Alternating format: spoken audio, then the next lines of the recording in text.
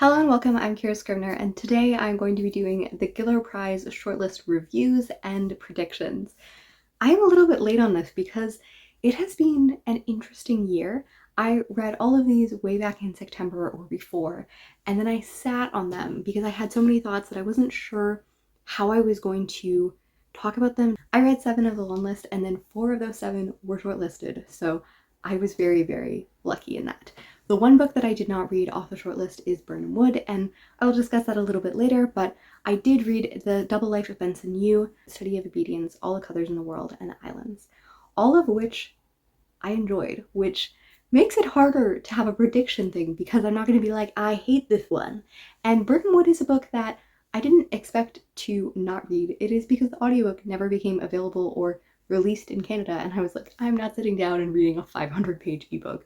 So I did look at the beginning. It is a book that looks at the environment, that looks at many different topics, and it is a play on Macbeth and the Forest of Burnham and all of those things, and that is interesting. It is also interesting to me that Eleanor Catton was eligible for the prize. The Giller Prize is very generous with its designation of Canadian or Canadian resident, and I love that. But the interesting thing about Eleanor Catton is that she was born in Canada not because of any immigration or anything like that, but because her father was doing his PhD in London, Ontario, and she was there for like a few years when she was born and then has never come back and does not identify as Canadian, has never actually like talked about being Canadian when I like tried to look it up.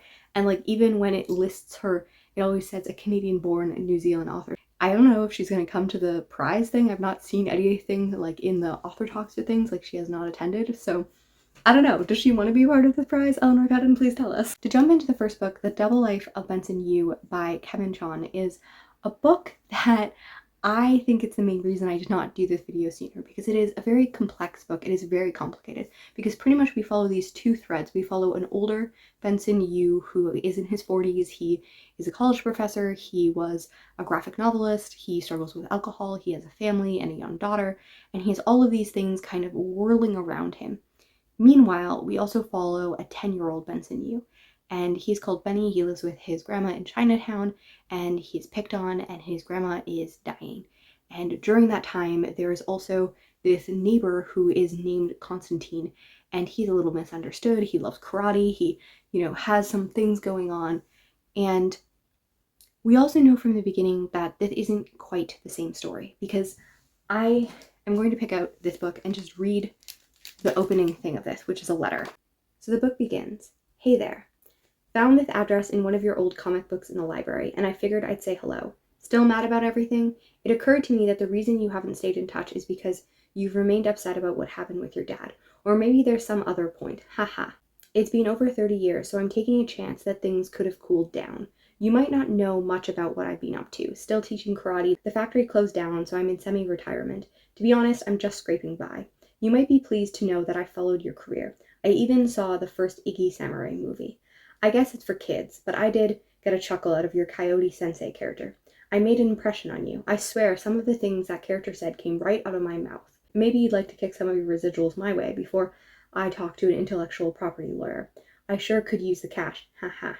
A librarian helped me with the internet. She clicked on a link to a recent interview in which you said you moved. My sister lives 2 towns over from where your wife teaches. I owe her a visit. We can meet up. Maybe you're not mad at me. Maybe you've forgotten about me. If that's the case, and that seems highly unlikely, here's a reminder of my existence. Write me back when you get a chance. See." You can tell that there's some sinisterness in there. There's a little bit of unease in there. And this dissonance between the C we see in this letter and the C that is represented in the younger Benson Yu's life is very clearly seen very soon. And the complexity is that the real Constantine sexually abused Benson when he was a child. And he's now rewriting this character to try to make a better version. He is fictionalizing and creating and changing his past to try to deal with the trauma. And that is a messy thing to mess with. Kevin Chon himself revealed that this is autobiographical, that he himself is a survivor of sexual abuse as a child. And it definitely plays into the complexity of this. And it's one of those things where you have to sit back and be like, okay, so he's kind of redeeming his abuser, but in a fictionalized version.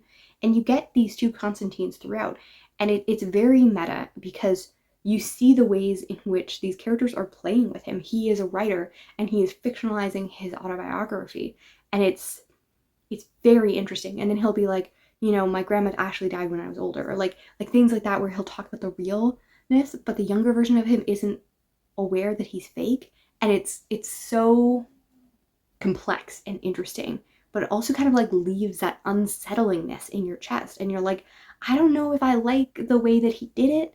I don't know. It definitely grapples with a lot of heavy themes, and it's very interesting. And I don't know where I sit on it. I gave it, I think, 3.5 stars.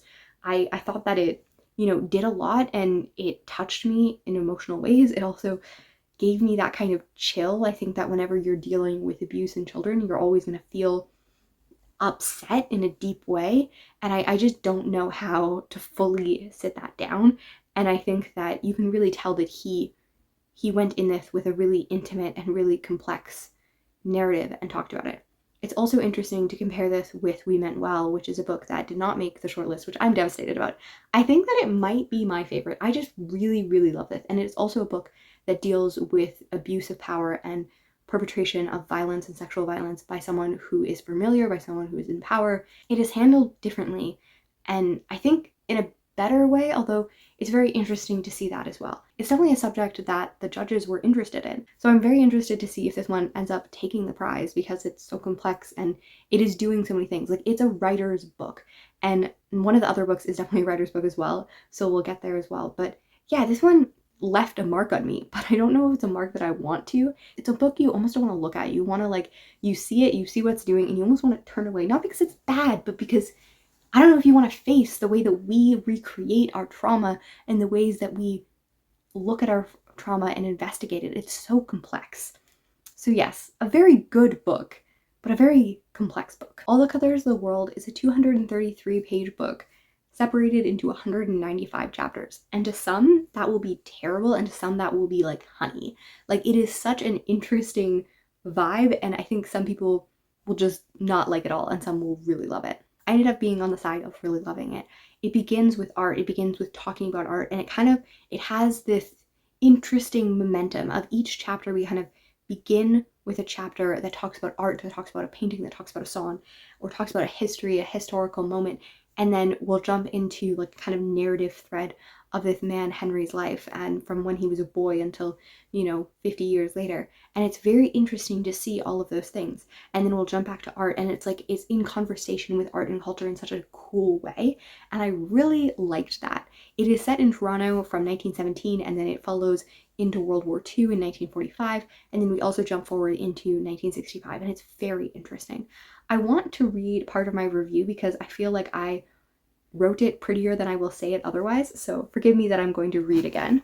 But my notes upon reading it the first time was, as someone who is in love with the world and all that it holds, the art, the culture, the history, I found it fascinating. I found Henry was an interesting, at times haunted man, a man piled with grief, with sorrow. I think I sometimes review like the person writes, and that's a little bit more of his like flowy kind of style that I think is just beautiful. I also learned the history of like several things in Toronto, which was super cool, about like the women's hospital and stuff like that. And I was at times bored, and I was at times confused, because it is not the most like, it is linear, but it also like, you often get like a page or two, and then you're like jumping again or jumping into things, and it's very interesting and very beautifully written. It's also interesting that C.S. Richardson has another role in the world of writing and publishing. He's a veteran author. This is his third book. He's also the vice president and creative director at Random House Canada, and he actually thanks the author of We Meant Well in this, and she thanks him for his guidance and editorial in her book. So it's interesting parallel between there. So that was interesting as well. The Islands is a book that I read months ago. I read it back in June, and I did not take as many notes as I would have if I had known that it was shortlisted or longlisted for the Giller Prize. So I do have regrets. It is a collection of short stories, and I love that the Giller Prize allows for short stories to be shortlisted, to be longlisted, to be on the list. I think short stories don't get their day in the sun, and this is an incredible collection. I really liked it. It is full of flawed characters, and it really investigates race and family and lineage and colonialism, and it's so interesting. It is primarily about female characters descended from Jamaica, either in Jamaica, in the diaspora. One of the most fascinating stories is about a young second generation Jamaican woman returning to Jamaica with her older married white lover, and just like having the prickling of it. And she talked about how she'd gone other places where, you know, black and brown people were primarily servants and things like that. And it didn't fully hit her. And then in her own country, in her own world, she like sits there. And these stories have sat with me. Some of the edges have fallen away over the months, but the outline, the stories, the impact have stayed with me. And if you're a fan of collections like The Secret Lives of Church Ladies or The Office of Historical Events, then like I really recommend this book.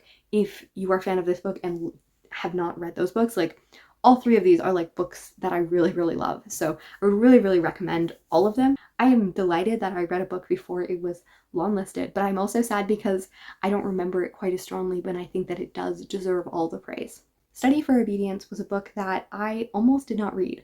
I had heard only negative reviews, and I just really did not think that it was going to be my vibe.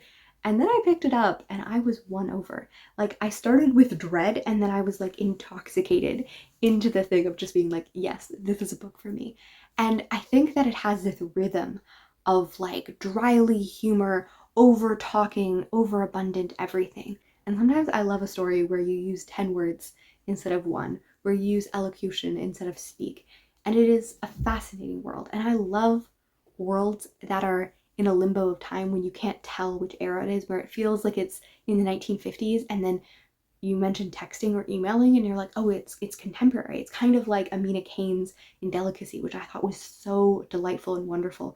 And there's not completely the same, but they definitely have some overlap in the way that the narration is told and the like female presence in the book. I really enjoyed that. And I just thought that the characters were also so complex. I love unnamed narrators. They are my heart and soul. I either like really well-defined like ensemble casts of characters or just like one singular story with an unnamed narrator. And there's a limbo of it. We don't really know what she's telling is the truth. We have a lot of obscurity. We're only mentioned a northern country. We're only mentioned her people.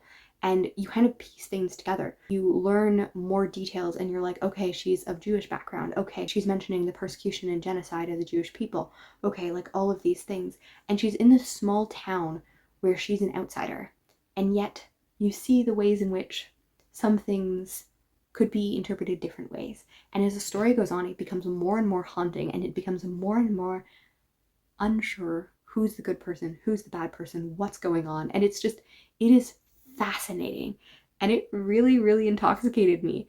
And yeah, I'm gonna say that this is probably going to be a book that I would be most happy to see win, which is just shocking, which is why you should never write off a book just because it has bad reviews. I think that that's so true. I also think that The Islands might be losing out a little bit on this because I read it earlier, because it's not as fresh in my memory.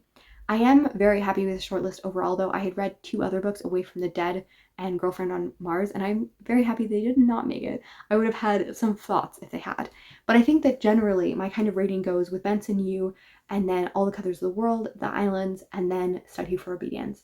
But I don't think I would be upset if any of them won. I think I would be delighted. I think Benson, You I have very complicated thoughts about, but I don't think that it's because of the quality of the book. I think it's because it's a really hard and nuanced subject. I'm really sad We Meant Well is not on here. I thought that it was just such an incredible book, and I was really sad to see it not here. And I probably would have replaced it with Benson You because they have similar themes. But then I also haven't read Birnam Wood. I think that the only book that I'd be sad about is Birnam Wood. Eleanor Cadden is such a beautiful writer and one that has such an interesting idea and stories from what I've heard and read of her work, but I think part of my heart would really want a book that I read to win. So I'm going to be gunning for Study of Obedience with shocking delight. The Islands, All the Colors of the World, I think that like him as a veteran author who has been longlisted before would be like a delightful thing to see him read. And it's just such a beautiful book. Like, I don't know, The Islands is also like, it's so wonderful. I really don't know how this is going to happen, so I don't have the biggest predictions for you. I've just been sitting here staring at walls being like, I don't know. But predictions sell things, so we'll come here. But I'm really excited for this announcement. I am going to be busy during the announcement, so I'm just going to go home and look at it when I get home and hopefully not get spoiled. And it's going to be delightful, and I will meet you here soon with that reveal. So have a great time. Happy reading. If these books win or not, I really recommend reading them and having a conversation and thinking about them. I love celebrating Canadian literature, and I will see you next time.